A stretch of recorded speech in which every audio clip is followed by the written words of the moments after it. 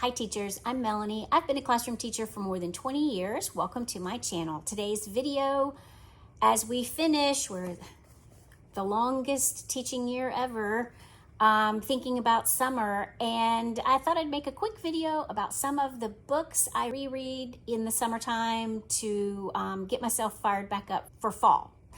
All right, enough introduction. Here we go. First one is this book.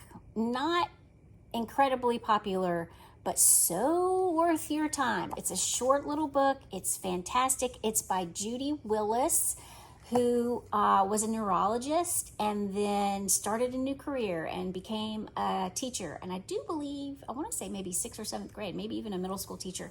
And it basically takes her knowledge of neurology and puts it in a friendly, readable way, but she directly connects her knowledge of neurology to her knowledge of teaching, and where she's explaining how the brain learns and processes and stores information, then she connects it directly to certain strategies that work, or even strategies that education has embraced for many, many years that aren't the most efficient way to teach somebody something. It's Dr. Judy Willis, and I look at this book every summer.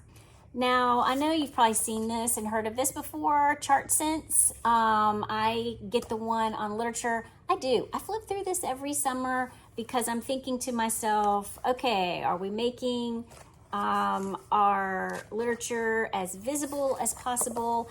And I just like to look through it in terms of, truthfully, did I get to that? Did I spend enough time on that? Do I need to do more of that next year? Because we all have those thoughts during the summer. I mean, that's part of the fun of teaching, is that you get to start over and try new things every year. And flipping through Chart Sense is one of the ways I do that.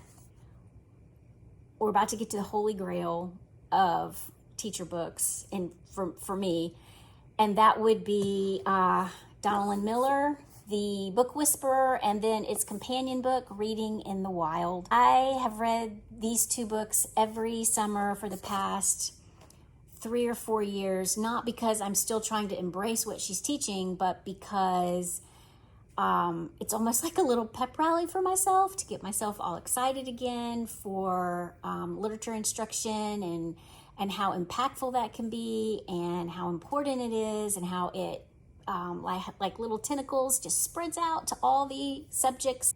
If by some chance you haven't read it yet, or maybe you didn't read the second one, definitely worth your purchase, worth your time. In the first book, it's more about theory and logic and why we do what we do. And this is sort of the companion for how she systematically puts her ideas into place. This book also includes many of the forms and handouts that she uses in her classes. The last book I want to tell you about isn't a book about education, but it has had a big impact on my career as a teacher, and that is this book, The E-Myth Revisited: Why Most Small Businesses Don't Work and What to Do About It. I did not pick this up thinking about my teaching career. However, as I was reading, and I realized how the metaphor between starting a business and running a classroom was just too strong to ignore. This book talks about, to have a successful business, you have to acknowledge your primary aim. You need to create systems. You need to create consistency. It's all the things teachers need, all the things that children need. We all know that children that can come from an unstable home environment, sometimes the fact that the rules are the same every day at school, the fact that the routines are the same, the predictability, sometimes that brings a lot of comfort to kids. That's had a big impact on how I create my classroom culture. I was brainstorming in the car, trying to think, in all these years, what professional development have I been to, number one, that I even remember, but that I found so worth my time. And at the top of the list would be when I visited Ron Clark Academy. in Atlanta, Georgia. And quite honestly, that was something I asked my husband to give me for a birthday present because I just wanted to go. But if you ever get a chance to go, it is so worth your time. It's a day at a school that is so creative and out of the box, and they arrange it so that teachers who visit are paired with students and have lunch with students. And so the kids kind of, I was so impressed that the students tell you how different procedures and routines work at their school, and it was just a great experience. At the top of the list would also be a couple of days I spent at the Hill Center in Durham, North Carolina. It's a place where I took the most intensive phonics instruction I've received.